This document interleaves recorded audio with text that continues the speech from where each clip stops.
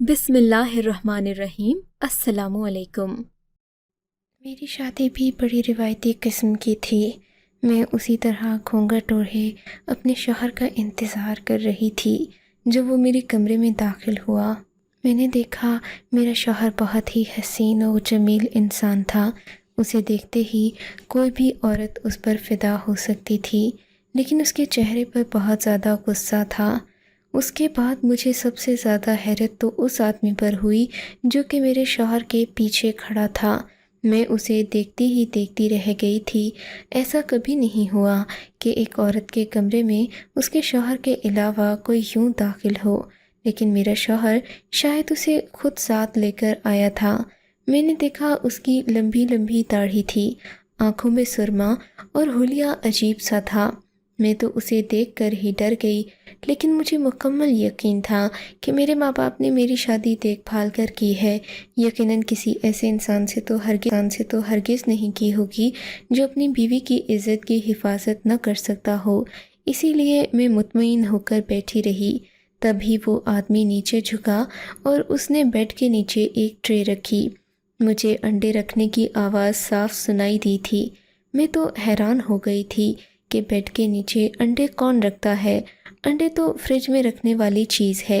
लेकिन मैंने खामोशी इसलिए इख्तियार की कि आज यहाँ मेरा पहला दिन था। मैं किसी किस्म की बहस और लड़ाई झगड़ा नहीं चाहती थी, इसीलिए मैं चुपचाप ये सारा मंजर देखती रही। फिर उस आदमी ने मेरे शौहर के कान में कुछ कहा और कमरे से बाहर चला गया। मैंने शुक्र किया खुदा का कि उस आदमी की नहूसत से तो बची, क्योंकि जिस नज़र से वो मुझे देख रहा था मुझे अंदाज़ा हो गया था कि उसकी नीयत बिल्कुल भी ठीक नहीं। वो मुझे अच्छी नज़र से नहीं देख रहा था। उसके जाने के बाद मैं सीधी होकर बैठी। मेरा ख़याल था कि मेरा शौहर मेरी तरफ़ इल्तिफ़ात करेगा, लेकिन ऐसा कुछ भी नहीं हुआ। मेरे शौहर ने मेरी तरफ़ देखा तक नहीं। कहने लगा कि सो जाओ, मुझे बहुत नींद आई है, तुम भी अपने कपड़े तब्दील करो, भारी कपड़े हैं, तुम्हें बहुत नींद आई होगी, इसीलिए तुम्हारा सोना बहुत ज़रूरी है। मैं तो उसे हक्का बक्का देखने लगी कि इस आदमी ने नज़र भरकर मेरी तरफ देखा भी नहीं। जिस शख्स के लिए औरत इतना तैयार होती है, दिन के आखिर में अगर वो तारीफ़ का एक लफ्ज़ भी ना बोले तो औरत अपना दिल तोड़ बैठती है, और मेरे साथ भी ऐसा ही हुआ था। अपने शौहर की तरफ से मेरा दिल मुकम्मल तौर पर टूट चुका था। मैंने ये बात उन्हें सामने बोल दी। मैंने अपने शौहर को साफ कह दिया, नाज़िर, आपने तो मेरा दिल तोड़ दिया है, आपको दिल रखना भी नहीं आता। हाँ, मैंने तुम्हारा दिल तोड़ा है, लेकिन ये अंडे नहीं टूटने चाहिए। दिल टूटने की खैर है, दिल फिर जुड़ जाते हैं। औरतों के दिल बड़े नाजुक होते हैं। ये कहकर मेरा शौहर हंस दिया। फिर कुछ सोचने वाले अंदाज में बोला, अरे तुम यहाँ मेरे कमरे में क्या कर रही हो? तुम्हें तो मेरी अम्मी के कमरे में होना चाहिए। मैंने अम्मी से एक बात कही थी, लगता है कि उन्हें मेरी बात समझ में नहीं आई। आपने क्या बात कही थी? मैंने तजस्सुस भरे अंदाज में पूछा तो मेरे शौहर ने अजीब और अनोखी तरीन बात बोली। कहने लगे, मैंने अपनी अम्मा से कहा था कि वो 40 दिन तक तुम्हें अपने कमरे में रखें, लेकिन तुम यहाँ बैठी हो तो मुझे अजीब लग रहा है, इसीलिए चाहता हूँ कि तुम्हारी तरफ देखूं भी नहीं। जाओ, कपड़े बदलो और जाकर सो जाओ, मैं दूसरे कमरे में चला जाता हूँ। हाँ, इस बात का यकीन रहे कि कल से तुम मेरे कमरे में नहीं रहोगी, बल्कि मेरी अम्मा के कमरे में रहोगी। यही तुम्हारे लिए मुनासिब है। उम्मीद है कि तुम इस बात पर कोई बहस नहीं करोगी। मैंने तो यही देखकर तुमसे शादी की थी कि तुम एक पाक पवित्र लड़की हो। अब बेहया लड़कियों की तरह शौहर के साथ रहने की जिद न करने लग जाना। मैं हैरान होने लगी कि शौहर के साथ रहना कौन सी कोई बेहयाई है, लेकिन मेरे शौहर की सोच बहुत पुराने ज़माने की थी। शायद अगर मैं उसे कुछ कह भी देती तो वो यही कहता कि तुम्हारा तो दिमाग ख़राब हो गया है, तुम मुझ जैसे पढ़े लिखे आदमी के साथ शादी करके भी खुश नहीं हो। इसीलिए मैंने चुप इख्तियार कर ली थी, लेकिन मैं नहीं जानती थी कि मेरी इस चुप से फ़ायदा होने की बजाय मेरे रिश्ते को नुकसान होने लगेगा।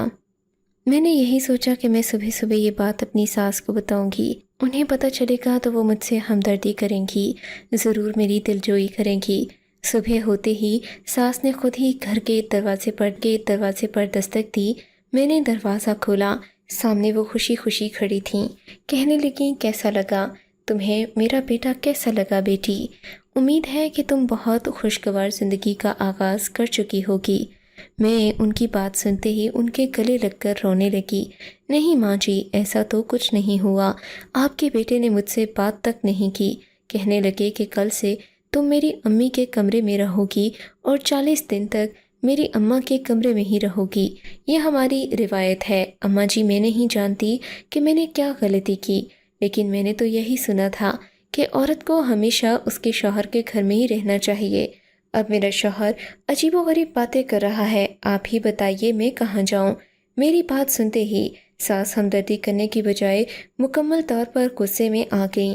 کہنے لگیں تم جیسی لڑکیاں بہت بیوقوف ہوتی ہیں۔ ارے میں نے تمہیں اپنا بیٹا دیا پر تم اسے اپنا نہیں بنا سکیں، یہ کتنی بے شرمی کی بات ہے۔ تم تو ایک ناکام عورت ہو، تم سے تمہارا شوہر بھی اپنا نہیں بنایا گیا، کم از کم تم اسے کچھ ادائیں دکھا کر اپنی طرف مائل تو کر ہی سکتی تھیں۔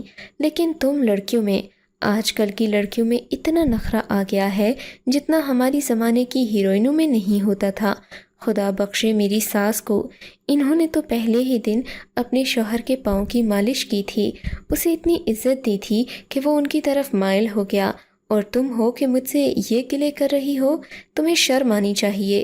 ہاں لیکن اب میرے بیٹے نے کہہ دیا ہے تو اب تم میرے کمرے میں ہی رہو گی، اس میں کچھ نہیں کر سکتی۔ ہمارے ہاں تو مردوں کی چلتی ہے، مرد چاہے عمر میں کتنا ہی چھوٹا کیوں نہ ہو، عورتیں ہمیشہ اس کی بات کو اہمیت دیتی ہیں تاکہ اس کے اندر ایک اعتماد پیدا ہو سکے اور وہ زمانے کے ساتھ بھی سکے۔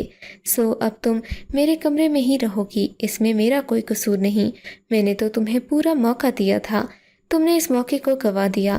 میری ساس تو ایسے بات کر رہی تھیں جیسے ان کا بیٹا کوئی عربی شہزادہ ہو جس کے آگے شہزادیوں کی لائن لگی ہو اور وہ ان میں سے اپنے لیے ایک لڑکی چن رہا ہو۔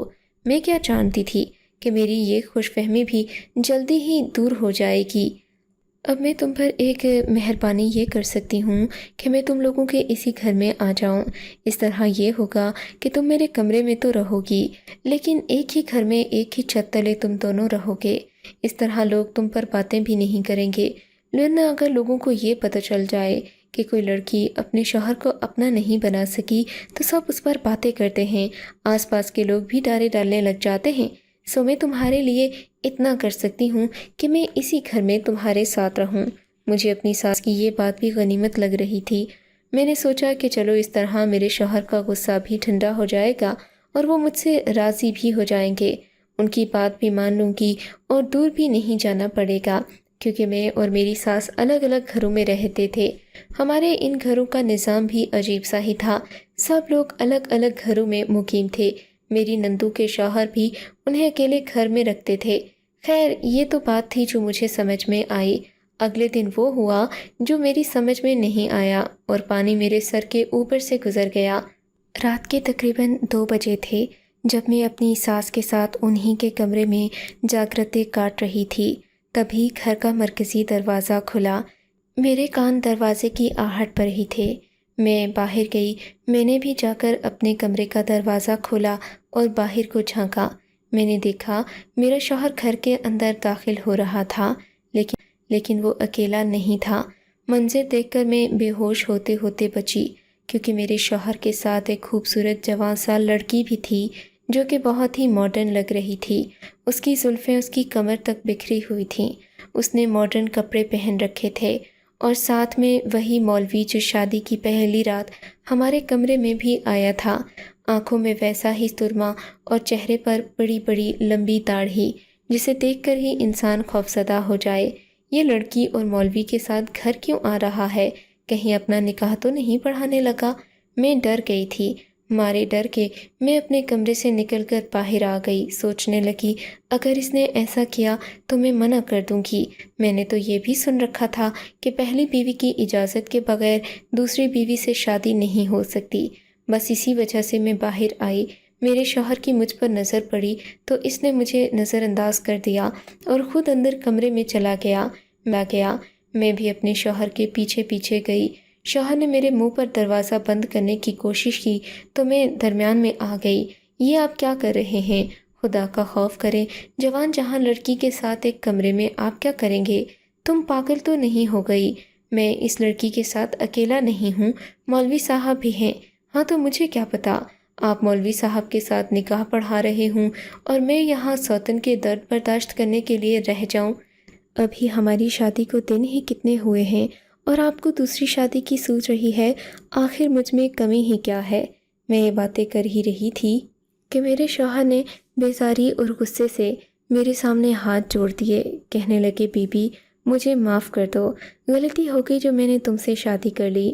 میں کب کہہ رہا ہوں کہ اس عورت کو میں اپنے گھر اپنے نکاح کے لیے لایا ہوں، بس جس وجہ سے بھی لایا ہوں تم اس کمرے سے نکل جاؤ، میں تمہارے علاوہ کسی سے شادی نہیں کروں گا، یہ بات تم جان لو۔ اس وقت مجھے یہ بھی غنیمت لگا کہ میرا شوہر مکمل میرا نہ سہی لیکن کم از کم وہ نکاح کے رشتے کو تو برقرار رکھے ہوئے ہے اور میرے اوپر سوتن نہیں لا رہا، کیونکہ کچھ دن سے جو میرے ساتھ ہو رہا تھا اس کے بعد سے مجھے اپنے شوہر کے اس سلوک کی عادت ہو گئی تھی۔ میری ان سے کوئی زیادہ توقعات نہیں تھیں کہ میں اس بات پر پریشان ہوتی یا ان کے غصہ کرنے پر رونے دھونے لگ جاتی۔ میں خاموشی سے اپنے کمرے میں چلی گئی۔ میں نے تہیہ کر لیا کہ اب میں اپنے شوہر کا دل جیت کر رہوں گی، اسی لیے میں نے رات کو خوب بناؤ سنگھار کیا۔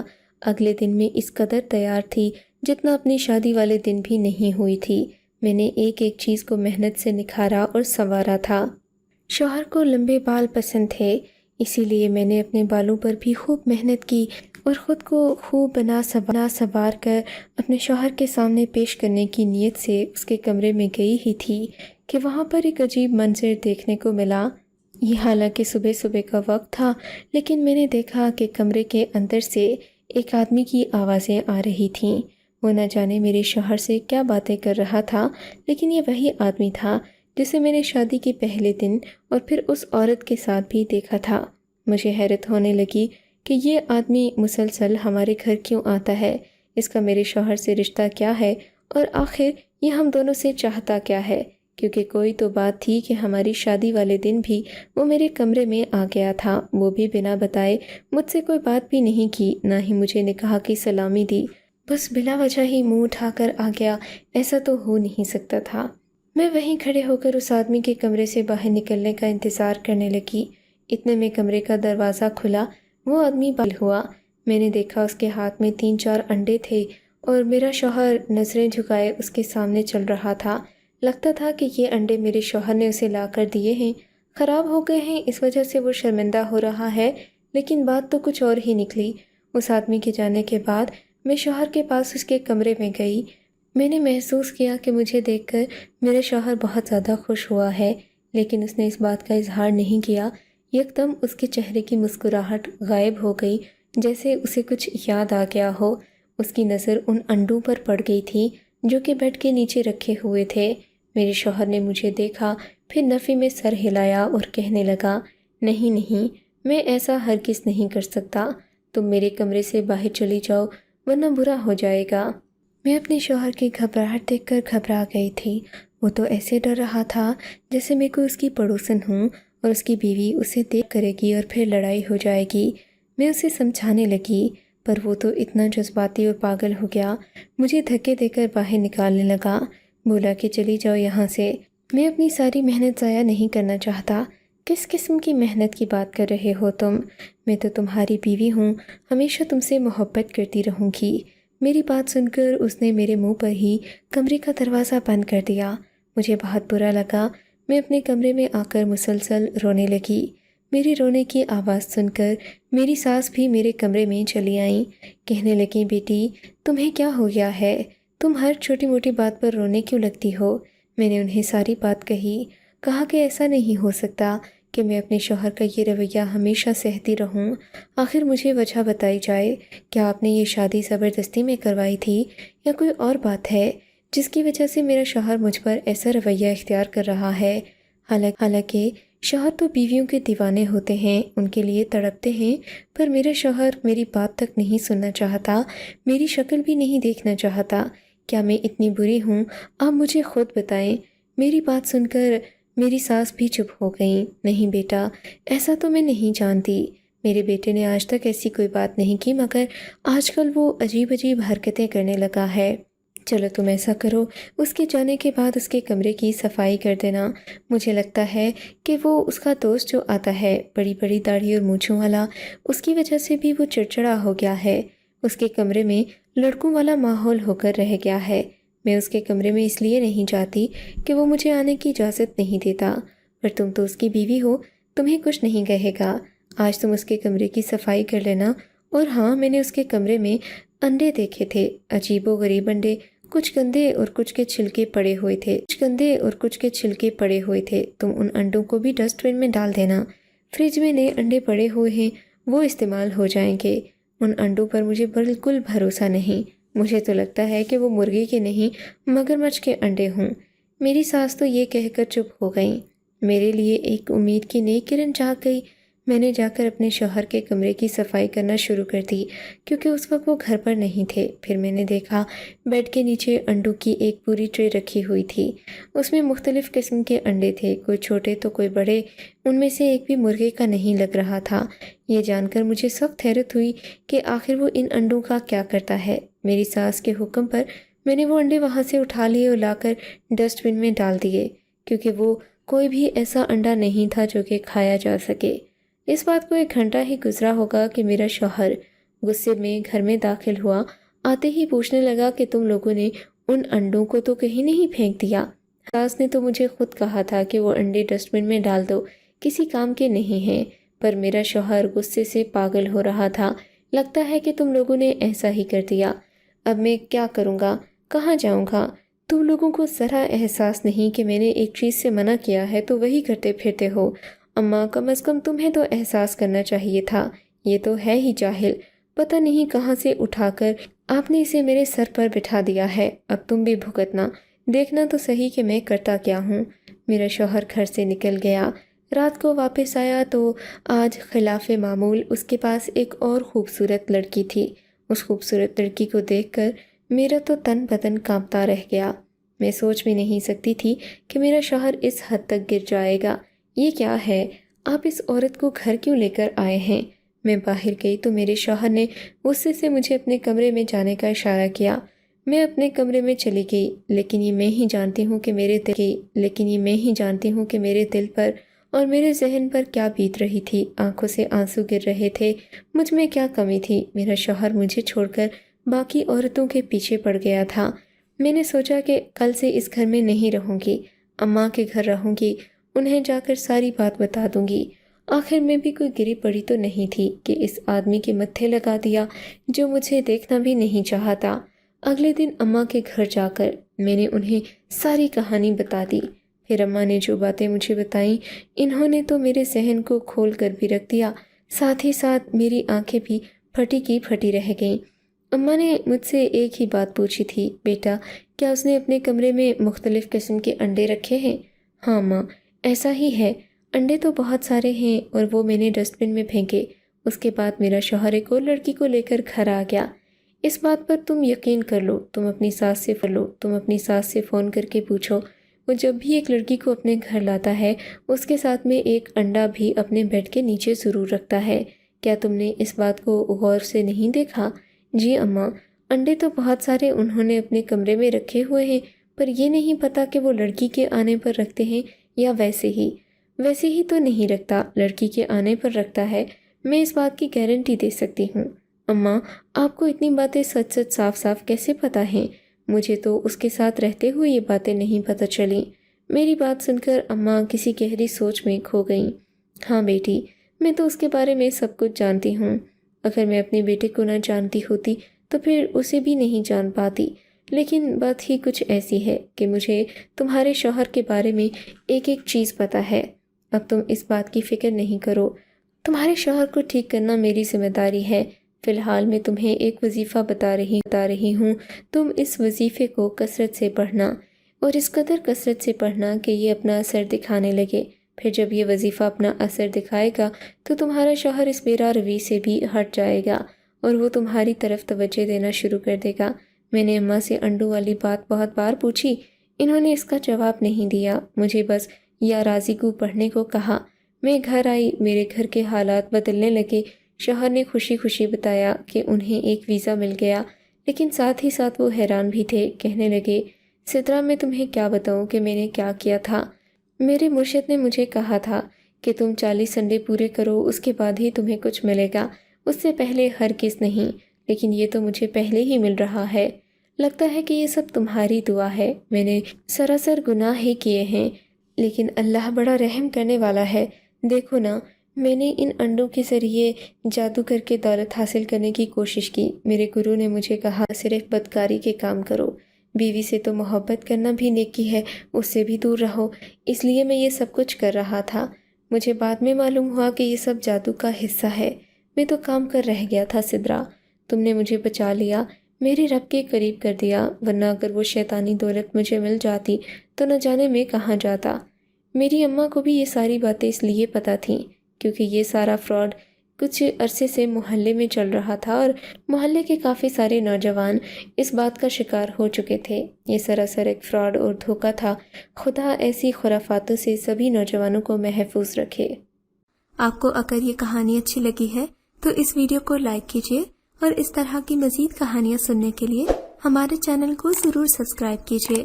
کہانی سننے کا شکریہ۔ آپ سے ملاقات ہوگی اگلی ویڈیو میں، تب تک کے لیے اللہ حافظ۔